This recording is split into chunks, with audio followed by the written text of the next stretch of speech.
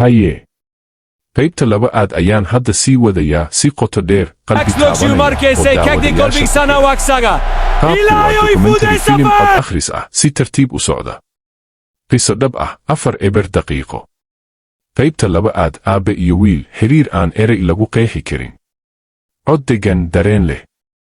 lama degaanka dhexdiisa xiriirka aabbaha iyo wiilka ma aha mid erayo badan ku dhisan ma aha mid hadiyado ama ballanqaad lagu muujiyo waa xiriir ku dhisan kalsooni dulqaad iyo wadajir lagu wajahayo khatar kasta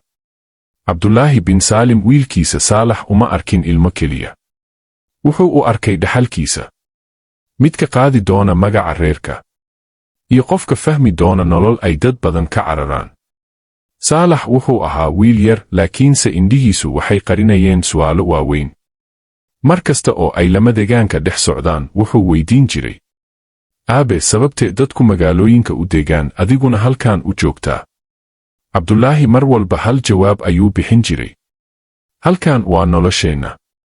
qof walba ma fahmi karo laakiinse qofkii fahma wuu jeclaanayaa wiilkaas yar wuxuu baranayay casharro aan dugsi lagu tegin sida loo garto jihada dabaysha sida loo akhriyo raadadka xoolaha sida loo kala saaro khatar iyo caadi laakiin casharka ugu weyn wuxuu ahaa samir subaxda maalinta isbeddelay maalintaas subaxdeedu waxay u muuqatay mid caadi ah qoraxdu si tartiib ah ayay u soo baxaysay cirka daruuro ma lahayn geelku si deggan ayuu u socday hooyada saalax waxay wiilkeeda ku tiri ka hor inta aysan bixin ha ka fogaan aabbahaaga erey sahlan laakiin maalintaas wuxuu noqday erey nolosha iyo dhimashada kala saaray cabdulaahi wuxuu qorsheeyey in safarku noqdo mid gaaban wuxuu aaminsanaa dhulka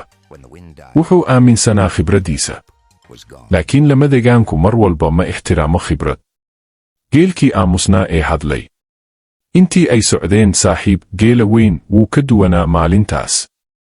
ma daaqayn sida caadiga ah mar walba wuu istaagi jiray madaxana kor ayuu qiso dhab ah 4 eber daqiiqo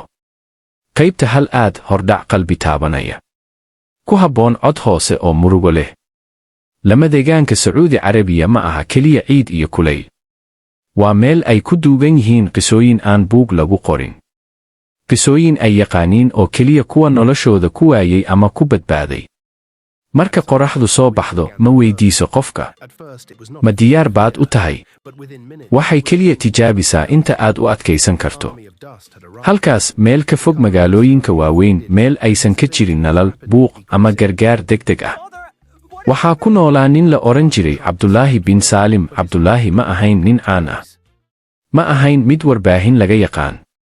laakiin qalbigiisa samirkiisa iyo wixii ku dhacay waxay ahaayeen wax qof walba oo bini'aadam ah taaban kara isaga iyo wiilkiisa yar saalax waxay lahaayeen nolol aad u fudud